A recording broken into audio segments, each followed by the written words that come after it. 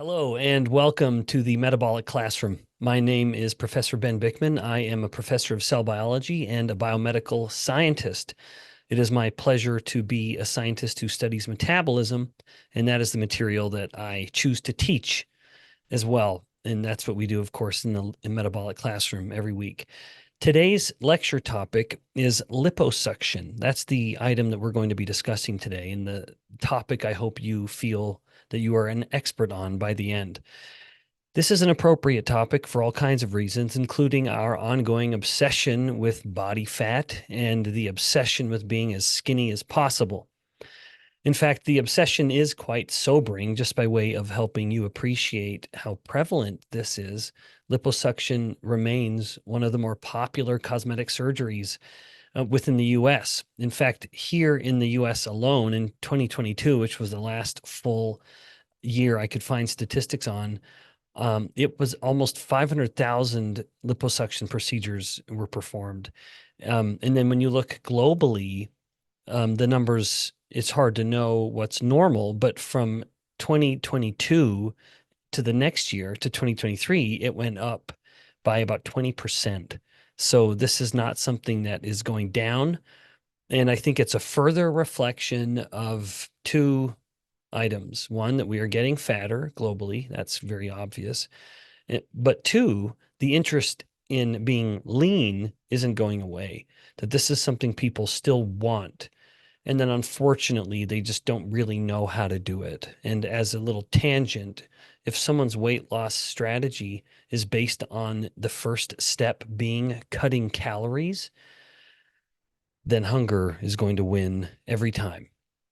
That's a topic we've discussed in previous metabolic classrooms, but weight loss strategy cannot begin with hunger. If that's the first step, it won't be too long where the person's taken two steps back.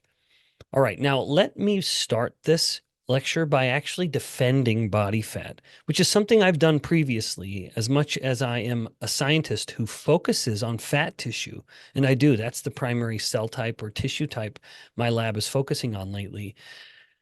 It has given me a unique appreciation for it, what it is, why we have it, and what role it plays in healthy human physiology.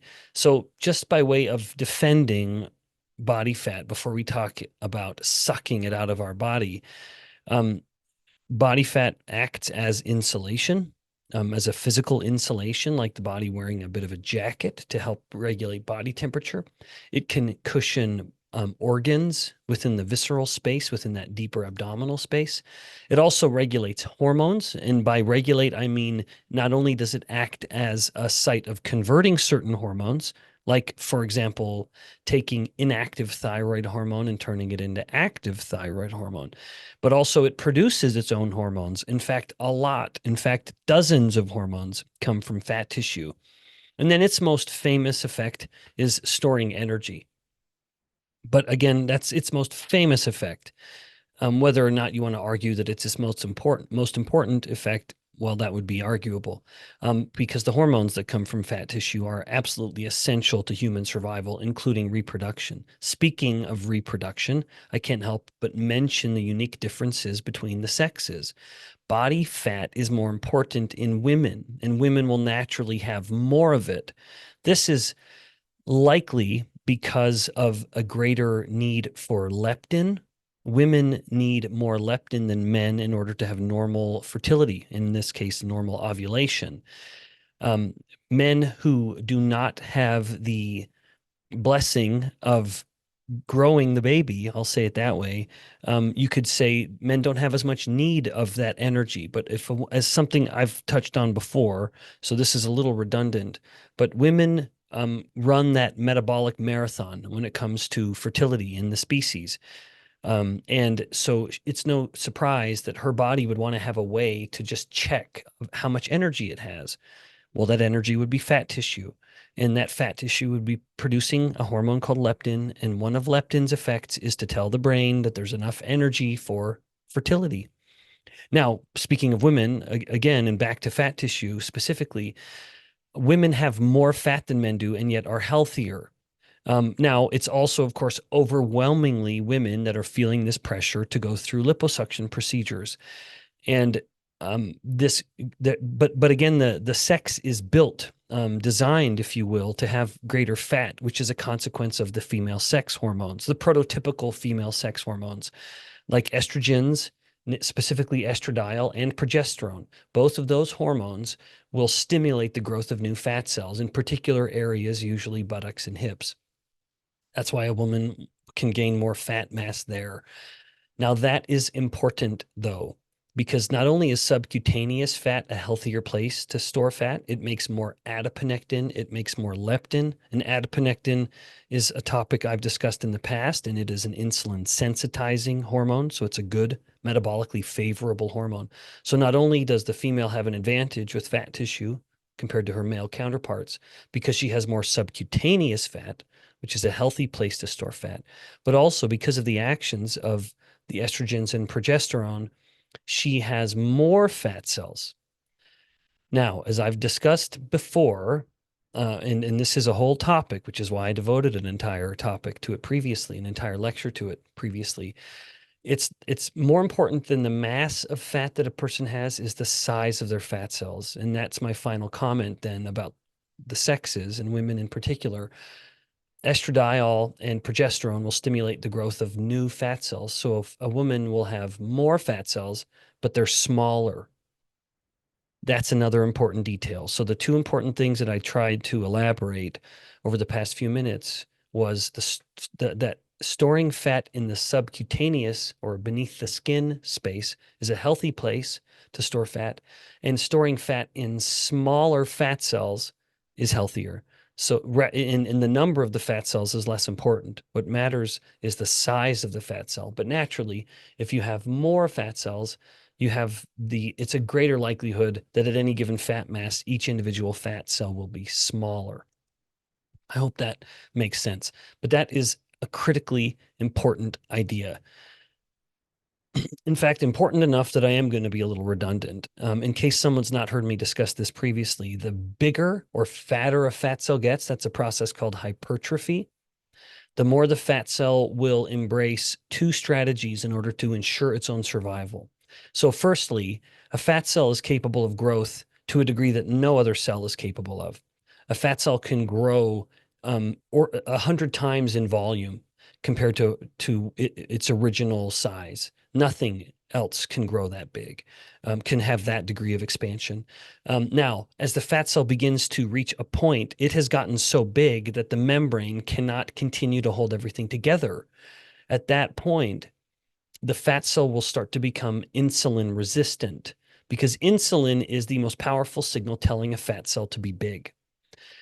And so it's no surprise that the fat cell will then start to tell insulin, I'm too big already. I'm big enough. I can't get any bigger.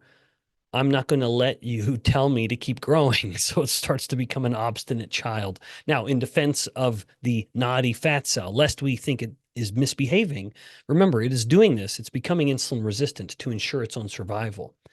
But as it becomes insulin resistant, it is leaking out free fatty acids. But all while insulin is elevated. And that is a particularly pathogenic combination because now you have a lot of free fatty acids in the blood and high insulin, which is always present in insulin resistance. Now other tissues are forced to start storing that fat. Now the person's getting fatty liver disease, fatty pancreas, even storing too much fat in the muscle and in the bones. That's harmful. That's called ectopic fat deposition. Now, the second thing, though, because I said the fat cell does two things to try to ensure its own survival. One, it becomes insulin resistant. Second thing, it becomes very pro-inflammatory. You see, because a cell must be within a few micrometers of a capillary, the blood vessel where it can be getting oxygen from, for example. As the fat cell has expanded so substantially, the diameter expanding multiples, and then the volume potentially expanding even more absolutely more than that. But as it has expanded, it is getting pushed, and they're pushing each other further and further away from the capillary and its life-giving blood. In order to correct and this is called hypoxia, it's running out of oxygen or the cell is suffocating. In order to correct that hypoxia, the fat cell starts to release these pro-inflammatory proteins called cytokines, and they start to flow through this interstitial space come to the capillary, and then it basically acts like a trail of breadcrumbs. Now the capillary will start to branch off. It has this budding effect, like a new bud or a branch growing on a tree. Here was the capillary. Here is the fat cell releasing its pro-inflammatory cytokines, the breadcrumbs, and now the capillary starts to branch off and grow towards that fat cell, which is calling out for help, that help being the pro-inflammatory cytokines. Now, once again, that rescues the fat cell and prevents it from dying a messy, necrotic, ugly death. We don't want cells to die in this case. And fat cells are very long-lived, not immortal, but long-lived. They live about 10 years. We don't want these cells to die. We want to hold on to them. Now, of course, we want them to be small. We want to shrink them. So the fat cells become insulin-resistant and pro-inflammatory to ensure its own survival. But the combination of those two things creates a wicked metabolic storm, and then the rest of the body starts to become insulin resistant. Okay, that was a huge tangent, but it's important to understand some of the findings that we're going to get to in just a few minutes within the classroom, although it took a little longer to get there than I'd intended. So if you've stuck with me so far, kudos to you. If anything you have gathered at this point, that more important than the mass of fat a person has is where they're storing it, subcutaneous, and the size of the fat cells. Being smaller, being healthier and more insulin sensitive, more anti-inflammatory than the hypertrophic fat cells. Now, why did I take the time to tee all of this up? Well, let's discuss what liposuction is. There are various different approaches, like what's called tumescent liposuction, ultrasound-assisted liposuction, laser-assisted liposuction, but the net effect of all of this is literally sucking out fat. So it is, regardless of what particular strategy is used, the technique is common, just to have a suction device to remove fat from specific areas. And all of these are just variations of a theme, the different types, the different ways of doing it. And liposuction can remove a lot of fat. Within minutes, within an hour, a person can have 20 or 40 pounds less fat on their body than they did before. That is a massive fat loss right there. And by any rational viewpoint, you would say, wow, they are 40 pounds healthier than they were before, if, on that high end, if they've lost 40 pounds. Which overweight person or obese person wouldn't want to lose 40 pounds of pure fat? Now, let's introduce some caution. This is not the same as losing 40 pounds of fat, because what happens when a person loses weight through lifestyle changes? By controlling energy and insulin, insulin is the most important variable. Energy is a secondary variable. In other words, cutting calories. But just to put a fine point on that one, reduce insulin. That is the first step you should take to shrinking fat cells. And that is what happens. Control carbs, prioritize protein, don't fear fat. And then the second is frequently fasting. Let that be the way that you address the energy, and let those first two, managing your macros, be the way that you reduce insulin. As you reduce insulin, metabolic rate climbs substantially. You start making energy from fat into ketones, and then you're dumping those ketones from your breath and in your urine.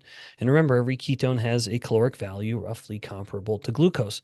So it becomes an outlet for energy, which is happening when insulin comes down. So that's the key effect of all of that, is to shrink fat cells. As much as we say the person lost 40 pounds of fat, yes, by shrinking fat cells. You don't have fat cells dying. You're not killing your fat cells. You're shrinking them. Now, that is not the same as liposuction. With liposuction, you go in and suck out fat. Firstly, where does that fat come from? Is it subcutaneous fat? In other words, fat that is stored beneath the skin? Or is it visceral fat? In other words, fat that is tucked within the abdominal cavity through the peritoneum, the sac that wraps all of that off from the rest of the body, the part of the body that's housing your intestines, your kidneys, your liver, your adrenal glands, etc., the pancreas. Do you take that fat, visceral adipose? No, never. You never remove the visceral adipose. You take subcutaneous fat. Now, that is a cause for concern, or at least consideration, because remember what I said earlier, coming back to the topic I had with women in particular. Why is it that women can have more body fat than men and be healthier? There was two reasons. Both of them are relevant for liposuction. Doubly relevant considering that most people who get liposuction are women. But women store more fat in the subcutaneous space, which is a healthier place to store fat. That fat tissue creates more adiponectin, which is an insulin sensitizing hormone, and it creates more anti-inflammatory cytokines or hormones. So keeping inflammation in check. That's where you're sucking it from. So you're stripping out a healthy fat storage. Now, as you strip out a person's fat cells, remember what I said earlier. What's the most important detail when it comes to fat tissue and its influence on metabolic health? Is it how much fat a person has? No, it's a combination of where they store it and the size of the fat cell. If you have gone in and sucked out 40 pounds of fat cells, the remaining fat cells, what's happened to them? Are they smaller than they were before? No, in the immediate moment, they're no smaller than they were before. They're the exact same size. Thus, the first thing I want to mention is a study published by Klein et al. This will be in the show notes. It was published in the preeminent, illustrious New England Journal of Medicine, arguably the most popular or most famous of all biomedical journals. And it was published in 2004. I'm going to actually read some quotes from what they found, but they took overweight individuals and had them undergo liposuction. And of course, it was subcutaneous fat. You never are doing liposuction with visceral fat. And they found that there was absolutely no improvement in any cardiometabolic outcome. So I'm going to read some of what they said. We evaluated the insulin sensitivity of liver, skeletal muscle, and adipose tissue. So three of arguably the most relevant metabolic tissues. And then they note also, as well as levels of inflammatory mediators and other risk factors for coronary heart disease. And this was in 15 obese women. It was before and 10 to 12 weeks, so up to 3 months after. So they'd recovered. What was their conclusion? Abdominal liposuction, so that's where they had taken it from that fat tissue at the belly. It does not significantly improve obesity-associated metabolic abnormalities. Then they finally conclude decreasing adipose tissue mass alone will not achieve the metabolic benefits of weight loss. That's right. I agree with that conclusion. As I said, it's not mass that matters most. It's the size of each individual fat cell, and liposuction does not shrink fat cells. And that's why in this Klein study and many others, they don't find an improvement in health-related outcomes. That's an inconvenient finding, isn't it? Now, let's go one step further and consider the fat cells that were left behind. Let's imagine that the person has not changed their lifestyle habits at all, that this was a level of body fatness that they had gotten to because of what they were eating and how frequently they were eating it. Essentially, in order to have gained that level of exaggerated fat mass, because they would be obese or overweight to undergo this procedure in the first place, to get to that point, they had to have been eating in such a way that was spiking their insulin frequently, which is telling fat tissue to grow, but then providing sufficient energy to enable that growth. That both of those are important. As much as it seems like there are these camps that are at war and neither has anything to do with the other, that obesity is purely excess calories. No, obesity is purely excess insulin. No one actually says that latter point, as much as people want to straw man it as such. You have to have both. You must have elevated insulin to stimulate the growth of the fat cell and sufficient energy to fuel that growth. So back to my point. Because in fact, I promise I wasn't getting distracted there. It is relevant to this because whatever a person was doing to get to that level of fatness, they don't magically stop doing it after they've undergone liposuction. So it is no surprise that a study that was published by Hernandez et al. In 2012, linked in the show notes, they had within the title of it, they mentioned the terms defensive body fat. It was basically their idea that if a person had, let's say, 50 pounds of fat on their bodies, and then they had 20 pounds sucked out through liposuction, it seemed as if the body was defending that weight where they were at. That's overly simplistic, but it's not wrong to say that the body was living a life that was putting that much fat on. And so it's no surprise that the body is not wants, that the body's getting back up to that point.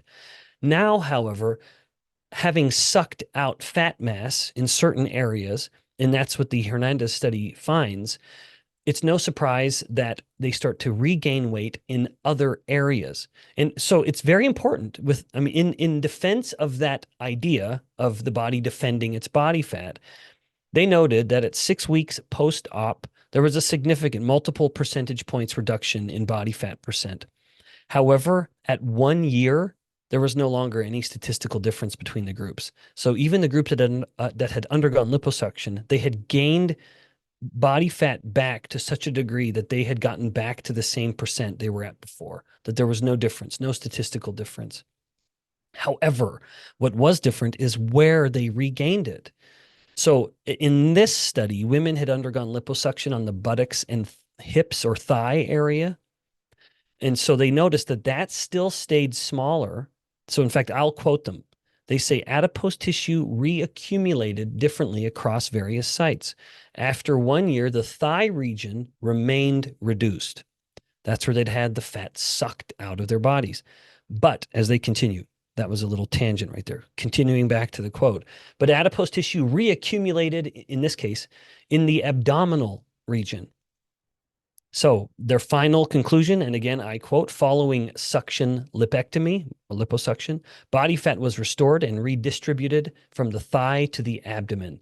In other words, these individuals who'd undergone liposuction, having lost several pounds of pure fat, not only gained that fat back because they hadn't changed their lifestyle habits, but they also gained it back in a way that I would say was unsuitable to their body originally. They had had the fat sucked out of their thigh, the hips and buttocks region, and they regained it in an area that was intact.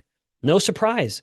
If you've gone in and stripped the body of its fat in a certain area, but the body is being told to store that fat back because of the way the person's eating, it is no surprise that the person just regains it, albeit in a different place. And in the case of these women in this study, they regained it on their abdomen.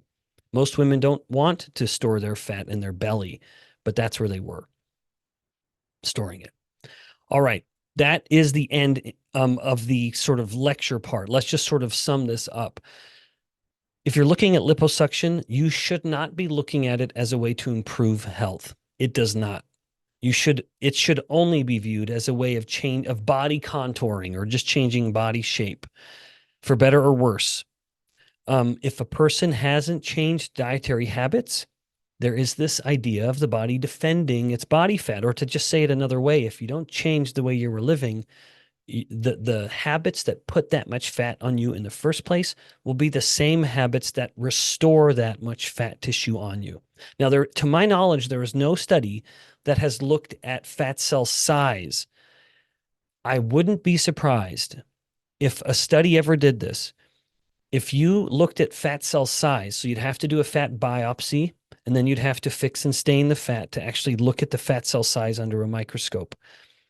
If you were to do that, I wouldn't be surprised that because you have stripped out so many fat cells, so many thousands of fat cells, the remaining fat cells would all be getting a little bigger over time. As the person as they continue to engage in those habits that put that much fat on in the first place, then the fat cells that are left, there are fewer, and thus each one is left to bear a larger metabolic burden. I'm speculating. I know of no study that has done this. I wouldn't be surprised if those remaining fat cells are, in fact, fatter or more hypertrophic, promoting more insulin resistance and more inflammation throughout the body. Now, one final comment on this. Would just be my thoughts and the little bit of evidence I was able to find looking at the role of liposuction in lipedema. I wouldn't be surprised if many of you listening have been waiting for me to bring that up. Lipedema is a very big topic, and it's one that I've touched on before and devoted an entire metabolic classroom to. So if you haven't seen that, please go look through the YouTube channel and find it. It's a topic that I addressed then and still do very respectfully, because not only do I not know a lot about it, there just isn't a lot known. But I submitted the idea that it's more of a collagen problem than it is actually a fat tissue problem. Now, be that as it may, when you go in and suck out fat tissue, you would be removing that collagen, that connective tissue that is separating the fat into painful pockets, or uncomfortable or painful pockets of fat. So there was a paper published, and we'll put the link in the show notes, that looked at 500 patients who had undergone liposuction because of their lipedema. And they noted, they looked at multiple clinical outcomes and did find, and I'll quote, significant improvements in pain levels, limb function, and overall quality of life following liposuction for lipedema. And then final quote here, patients reported better physical and psychological well-being, as well as reduced reliance on conservative therapies like compression garments. So as much as I have presented a fairly negative view of liposuction, which does reflect my actual view, which is that it should be solely viewed as a way to just change the shape of your body without any improvement in health outcomes, and I would even argue perhaps harm. The one instance where it could be good would be in someone perhaps with lipedema. Although I'd be interested, and please comment in the notes, if you do have lipedema and you've done it, what your experience has been. Again, there is evidence to suggest improvements like the study that I just quoted, and the link is in the show notes. But I'd be interested to see what some people have experienced in that regard. Thank you so much for tuning in, for being my honorary students for another 30-minute metabolic classroom. This is a very interesting topic, one that is increasingly relevant as the prevalence or incidence in statistics suggest that it's becoming ever more common. In order to reduce the frequency of liposuction, it really is a matter of changing the way we view why we get fat, which is a big topic. One indeed that I've discussed previously. Thanks again for tuning in. I'll see you next time. Until then, more knowledge, better health.